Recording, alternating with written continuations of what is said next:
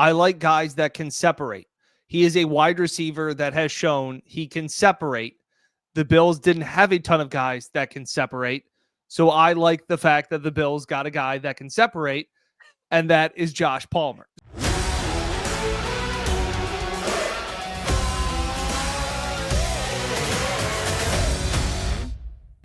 All right, welcome back to the Buffalo Plus channel presented by Connors and Ferris. Mike Catalan and Dan Fates. I am Jenna Cottrell. Please be sure to like, comment, subscribe, and share.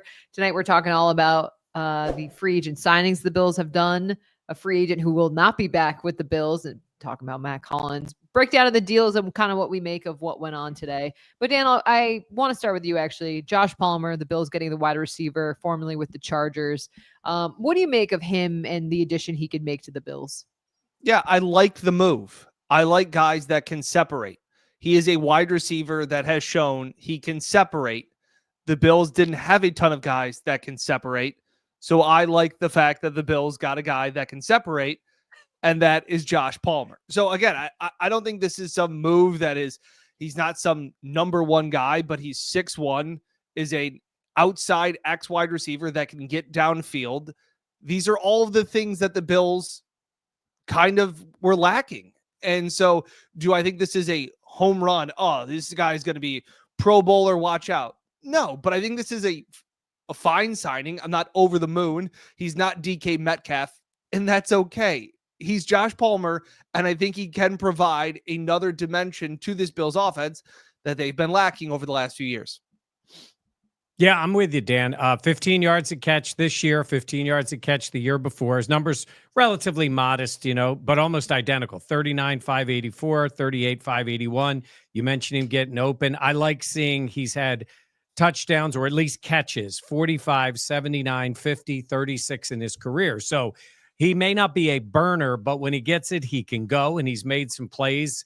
We've seen him make some contested catches if you look at it. And we've talked about this, right? Because it's not about the number one, right? It's about the position itself. And you described it there. He plays on the outside. It's what they didn't have. Now, we're going to talk about Mack Hollins leaving, but they were stuck with Mack Hollins having to assume that role because nobody else really took it. And I know they hope Keon can do more of that and all, but they need somebody who can play in that spot and actually, like you said, separate and get open and make plays. He was good with the Chargers. I think if he fills that role, the numbers can go up with the Bills playing with a better quarterback and a better offense. So let's see what they've got in the guy from Toronto, because the Bills went shopping in Canada this free agent day. I think for me, when I saw the signing, I was like, okay, I like this. Like, is this going to solve everything for you? Obviously not. But to have another guy that has the history that he has, the ability to separate, like Dan talked about, 6'1", like I do think it's important for the Bills to add in that position. And obviously they did that. I'm not blown away by it, but I have expectations of a guy that can play the role, catch the ball. Obviously his ability to get downfield, all those things. So I guess I was like, all right, that's nice. But I'm going to be honest, I was disappointed, and I get why Mack Hollins is not coming back with the Bills. The Patriots paid him a lot of money. But Mike, I was disappointed because I think what you've seen Mack Hollins do and what he was to the Bills this past season, I would have liked to have brought him back to Buffalo. I think it was a combination of things. I think Mack did everything they wanted him and more, and he filled into all those roles, but you need better than Mack Hollins in that spot. And I think they wanted to replace the position. I mean, listen, a year ago they signed him, and I'm like you guys, a special teams guy. And then he ended up making plays for them. So yes, it's disappointing. Everybody liked being around Mack. He brought a lot of juice to the team. He played special teams, all those things. But you got to give up something. And I think at this point, they wanted to upgrade the position. And I think they feel like they've got a younger guy who definitely gets more separation and can get down the field. So it's not solely him. But I think, Dan, to the point of what it gives Joe Brady, it gives him somebody who can take care of man coverage more than most of what they have on the roster, right? Yeah, and our good friend Carl Jones, we talk about him a lot here on the channel. He talks about you're kind of trying to, and Bean has mentioned this before, you're kind of trying to round out that wide receiver room at times like a basketball team. So you've got your two guards, you've got Curtis Samuel, you've got Khalil Shakir, and you've kind of needed a wing player out there. And this is kind of what they're looking for. And Jenna, I understand your point. I'm disappointed too.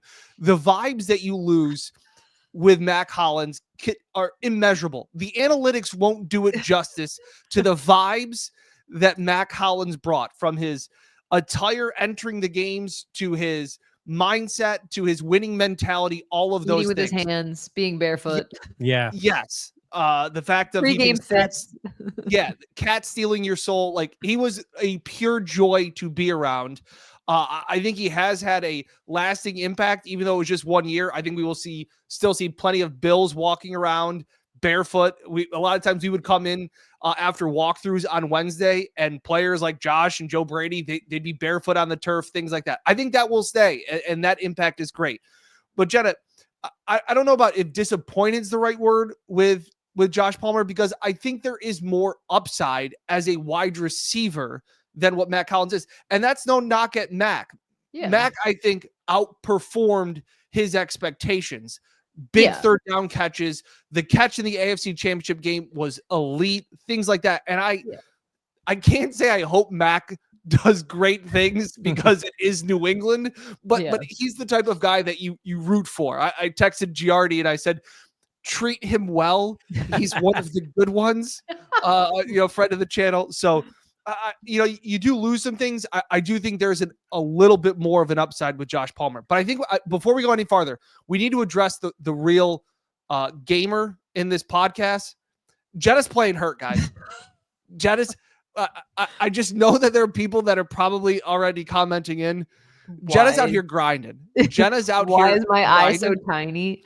Yeah. I have something in my eye. I went to urgent care. They couldn't get it out. So we're grinding through, but that's why I've been fiddling with my eye. Like, we'll be fine. I just need to sleep. Sometimes if you sleep, don't use exfoliating beads on your face. There Face wash, exfoliating beads got in my eye. And we just don't want to have an Jenna makes the next appearance with an eye patch. It would just be a tough one to take. I did not scratch my cornea, so that's what matters. That's good. I just thought it was worth pointing out there. I was going to mention it at some point because my eye is so teeny. Jenna, can we can say this was an unforced error? This was a self-inflicted pain. Yeah, this was just self-inflicted. Explaining it to the doctor at urgent care, I was like, I'm an idiot. Well, you're going to be all right. So we're glad it's getting better. I also, I had my source last year that told me in stunned disbelief, she watched Mack eat lasagna with his bare hands. Yeah. I had to text her tonight to say, sorry, that's not happening. He's in Foxborough now. So it would have been fun to see that in person, but I don't think we'll get the chance now. I don't know if Rabel's going to have, and maybe he'll do it there. Who knows? I wouldn't be shocked. Mack will still be Mack. Yeah, the reason I was disappointed is because of the folklore of Mack Hollins, what he did this year with the Bills. And just like, do I think Josh Palmer can be an upgrade? Absolutely. But I just think what he was, like, he really brought a lot of physicality and like anger in attitude. And I think that was kind of what this Bills team was needing in some ways. And so fun. And fun. Like, he brought the veteran presence, but also like, no one's going to beat us up. Like, we're going to be the ones to push other people around. And I think that tone had to be set. And so I'm just disappointed but I get it. Look, like, the Bills were not going to pay him the amount of money that the Patriots were going to pay him. And that's totally fine. He kind of reset the market on himself. And that's what good players do, is they play above their expectations, and he deserves that money. But you know what? I'm going to tell you, I think for the team, it ended up being about 35% vibes and 65% player. Like, he was an important player for that. He made, which is wild if you think about with the way he came in and what his career had sort of become, and he was, special teams and that guy, and whatever he was asked to do. And Dan mentioned it. I mean, we're talking the AFC Championship. You're down in the game. Mack goes down there and makes an incredible catch for Josh Allen right before the half. So, So this is not just like you're replacing the fifth wide receiver and the guy who gets in for a few snaps. You're Yeah. replacing a guy who made plays for you, right? He was their number one wide Touchdown receiver guy. for touchdowns, right? Yep. Yeah. Yeah. So let's see. Okay. All good. All right. Yeah. The Bills also making another signing, a linebacker, Michael. Yeah. So you look at his name, Michael, it's pronounced Hoyt. Simple. It looks like Hecht, Hoecht, I believe it is. Mhm. Another Canadian. Yes. 2 Canadians that they signed and for or agreed to terms. He's from a town called Oakwood. I looked it up. It's north of Toronto. He tweeted out on Monday night, coming home, Bills Mafia. So take that for what it is. This guy's an athlete. He played at Brown, undrafted, got into the NFL, hasn't missed a game with the Rams, played different positions. I think he slimmed down a little bit from what he was in college and is got some juice to him, Dan. 13 and a half sacks. Actually had less snaps on defense this past year. I think the Rams had some younger players that newer players that may have took some of the snaps. But I guess initially, you guys tell me what you think. This is replacing Von Miller, is it not? Oh, I think that is a little bit high of an expectation to think that he's going to be the starting defensive end I don't kind think of guy. I'm not even thinking of Von as a starting defensive end. I'm thinking of Von as a rotation player, rotational. If he was back this year, that's what he had to be. I think maybe I'm wrong. Hope. I'm thinking of that. This is why you get this guy signed. You know, the exact numbers. I think it said up to 24. Up to 24 over 3 years. But he's obviously younger and healthier. And so I'm just looking at, because again, I had already transitioned. That's what Von needed to be if he was going to be there, a pass rusher, you know, who can move around on at different positions. Yeah, I can't sit there and say I knew who this guy was before the Bills signed, so I'm not gonna. You know, I know that some people had talked about him possibly being on the radar as a possible find. He, to me, in college football, they kind of have like these joker positions where it's like you can kind of line up anywhere in the front seven. That's where it seems like, because Mike, you were talking about, he's 6'4". I guess he played around 300 at Brown, but he slimmed down to like 265. But I even saw a rep on social media of him covering DK in the slot. Like he is kind of one of those freak athletes. Yeah. Again, he's only started like half the games at his time with the Rams, so it's not like you're sitting here going a full-time starter. I don't think that's what they got. I think it's a depth piece. I think we know how much the Bills rotate their defensive line, but it is kind of exciting to see that you have an athlete that can kind of move around. So I know he did also play special teams, and this is also like I don't think this is as much of like. Sometimes I do try and always find where the player's coming from, like his team, and to see how the fans are reacting, because a lot of times it's like there's a reason that a team's letting the player go. Mike, to your point, the Rams drafted extremely well on their defensive line. They have one of the best young front sevens. Like, this is just kind of a factor to me of like odd man out. Like we've got our guys. Hey, if you want to come back on a deal, if you want to go look and see where else. So I like again, it's March 10th. Like we love what this guy could be, right? Like we may not be talking about, Hoyt come November as a rotational guy, or we may be saying, man, this was a great steal.